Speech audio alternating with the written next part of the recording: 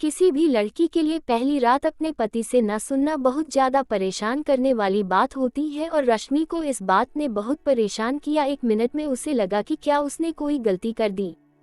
शादी करके उसकी आंखों से आंसू झरने लगे। आगे की कहानी विस्तार से सुनिए। रश्मि एक मिडिल क्लास फैमिली से है। रश्मि घर में सबसे बड़ी है और वो 3 भाई बहन है। भाई सबसे छोटा है। रश्मि में अच्छी थी। घर वाले इतने सक्षम ना होने के बावजूद भी रश्मि ने कोचिंग लेकर अपनी एमएससी की पढ़ाई जारी रखी है।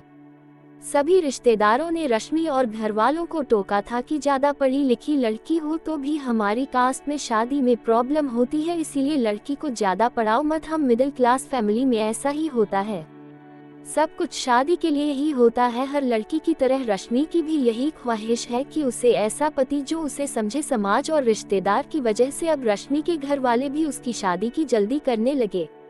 शादी के लिए कई रिश्ते भी आए, लेकिन शादी के लिए जब कुंडली मिलाई गई तभी घर वालों को पता चला कि रश्मि की कुंडली में कुछ दोष है, जिसके कारण कहीं भी बात नहीं बन पा रही थी।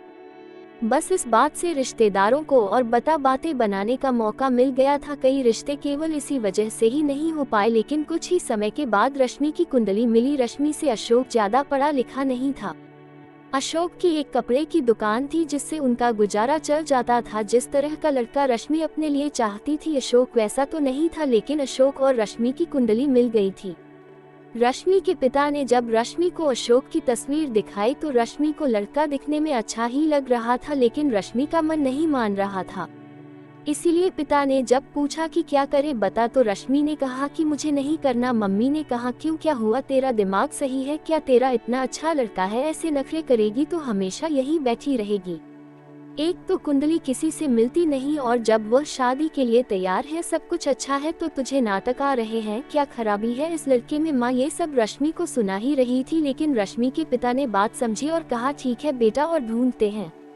जब अशोक के घर वालों की तरफ से फोन आया ये पूछने के लिए कि हम आ जाएं घर और परिवार दो, रश्मि के घर वालों ने कहा हम आपको बता देंगे। इस बात से वह भी समझ गए थे कि उनकी तरफ से हाँ नहीं है, इसीलिए उन्होंने फिर दूसरी बार फोन नहीं लगाया।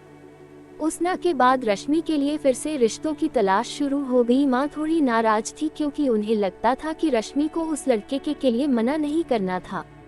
करीब 6 महीने तक खोज के बाद भी रश्मि के लिए कोई भी रिश्ता नहीं मिला। अब पिता के चेहरे पर भी परेशानी थोड़ी ज्यादा दिखने लगी थी और यह बात रश्मि को साफ दिखाई दे रही थी।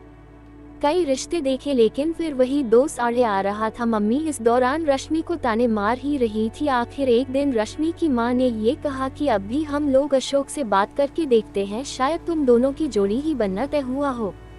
अगर तू हाँ कहे तो। मम्मी के ताने और पापा की परेशानी को देखते हुए रश्मि ने इस बार हाँ कह दिया। माँ के कहने पर पिता ने अशोक के पिता को फोन किया। पता चला वह भी अभी तक तलाश में ही थे। कुछ बातें हुई, थोड़े बहाने बनाए गए। इतने दिनों से बात ना करने के लिए और संडे को मिलना तय हुआ। रश्मि के घर पर अशोक अपनी फैमिली के साथ आया। दोनों परिवार की मजबूरी समझो या नसीब, आखिरकार दोनों की शादी पक्की हो गई।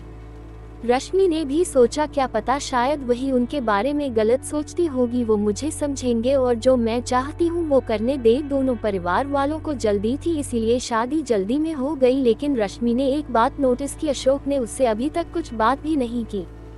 जब देखने आए तब भी नहीं की और ना ही रिश्ता पक्का होने के बाद ना ही फोन पर कभी बातें की, इसीलिए अब सीधा उनकी बातें सुहागरात पर होना था। घड़ी भी आ गई। ये थोड़ा बहुत अजीब था कि वह न सिर्फ पहली बार अपने पति को देखने वाली थी बल्कि उससे बात भी करने वाली थी, लेकिन उसने सोचा कि इस बात का भी एक अलग ही रोमांच है।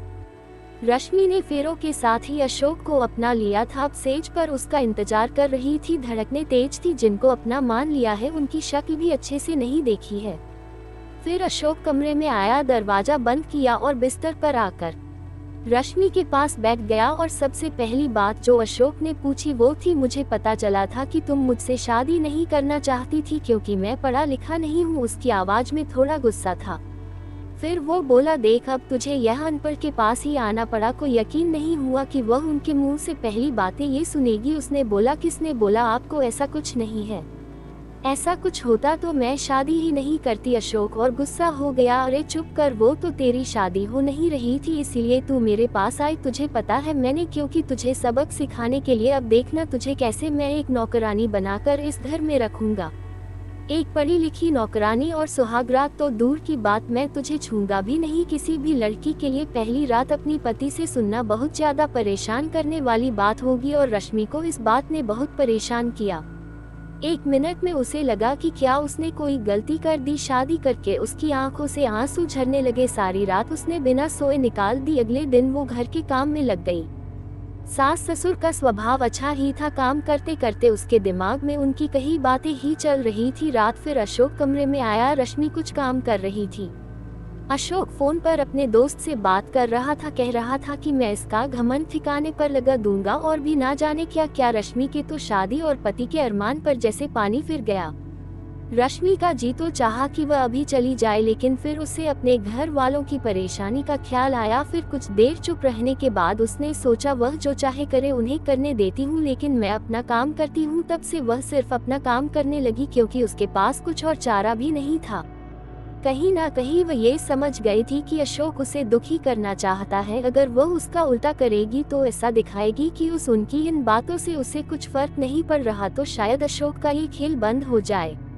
आखिर पढ़ा लिखा होने से कुछ तो फर्क पड़ता है। रश्मि ने जीवन की इस सबसे बड़ी चुनौती को भी स्वीकार किया। उसने घुटने नहीं टेके। उसने सोचा कि रोना नहीं है, बातों को ठीक करना है। जब तक उसके हाथ में उसने यही किया, वह बेवजह खुश रहने लगी। अपनी सास ससुर को अच्छे से बना के खिलाने के साथ उनके साथ मंदिर मार्केट जाने लगी। चेहरे पर कोई परेशानी नहीं। अशोक ये सब देख रहा था। वह भी अपनी कोशिशों में लगा था। करीब 20 दिन बाद ही उसके चेहरे का रंग उड़ने लगा। उसे लगा कि रश्मि को तो कुछ फर्क नहीं पड़ रहा है, तो वह इसी बात से दुखी होने लगा। इस दौरान उसके दोस्तों से बातें शेयर करना जारी था। रश्मि का ये प्लान काम किया। अशोक के सब्र का बांध टूट गया और फिर एक रात जब रश्मि कमरे में गई, तब अशोक ने दरवाजा बंद किया और जबरदस्ती उसे पकड़कर बिस्तर की ओर ले जाने लगा। लेकिन इस बार उसे रश्मि का वो रूप दिखाई दिया जो उसने सोचा भी नहीं होगा। रश्मि ने अपना हाथ जोर से झटका मार के छुड़ाया। कहा कि क्या कर रहे हो आप? अशोक जैसे घबरा सा आ गया। उस दिन सुहागरात पर आप कह रहे थे कि आप मुझे छुओगी भी नहीं, तो लगता है आज आपके उन हमारा दोस्त ने फिर आपको कुछ सिखाया है जो आप मेरे साथ जबरदस्ती यह हरकत कर रहे हैं। अशोक बोला, मैं तुम्हारा पति हूँ। रश्मि ने कहा कि हाँ, आप पति हैं और मुझसे प्यार कर सकते हैं, लेकिन ये प्यार नहीं है, ये कुछ और है। मैं तो आपके लिए ही आई थी, सब कुछ छोड़कर आपके घर आपके साथ रहने, लेकिन आपने आते ही मुझे नौकरानी बना दिया। सबक सिखाने की बात करने लगे। अब आप मुझे तब तक नहीं छू सकते जब तक मैं नहीं चाहती और जब तक मुझे नहीं लगता कि आप मुझसे सच में प्यार करते हैं। उसी पल से रश्मि ने अशोक की आंखों में बदलाव देख लिया था। उसे पता था कि अशोक का गुस्सा उस गलत फहमी की वजह से है, कि उस ना की वजह से, लेकिन उस बात से आगे बढ़ना होगा। अशोक बुरा इंसान नहीं था। उस रात के बाद वह रश्मि से नजरें भी नहीं मिला पा रहा था, चुपचाप रहने लगा था। समय बीतता गया। शादी को 5 महीने हो गए थे। रश्मि अब अशोक को परख रही थी और इस दौरान उसे समझ आ गया था कि अशोक कैसा है। एक ही घर में रहकर अपने ही पति के साथ ऐसा रहना अब उसे भी चुभने लगा। एक रात उसने कह दिया, छोड़ो सब पुरानी बातें, चलो ना एक नई शुरुआत करते हैं। मुझसे जो गलती हुई आप माफ कर दो। अशोक चुप रहा, कुछ नहीं बोला। आखिर रश्मि ने इतने दिनों तक उसे दूर रखा। रश्मि ने फिर एक बार बोला, इस बार थोड़ा ज्यादा प्यार से, अरे छोड़ थोड़ा इधर एक बार देख तो लो। जो हुआ सो हुआ। इस बार अशोक पिघला मुंह मुड़ा और रश्मि की आंखों में देखकर जैसे उसका गुस्सा पता नहीं कहाँ गायब हो गया। बोला, तुम मुझे माफ कर पाओगी? रश्मि ने बोला, हाँ मैंने कर दिया। एक दूसरे से बात करने की ही देर थी। उस रात से उनकी नई शुरुआत शुरू हुई। दोनों को लगने लगा कि वह एक दूसरे के लिए ही बने हैं। दोस्तों, ये कहानी आप सभी को कैसे लगी कृपया कमेंट करके जरूर बताएं और चैनल को लाइक शेयर और सब्सक्राइब करना बिल्कुल ना भूलें। धन्यवाद आप सबका।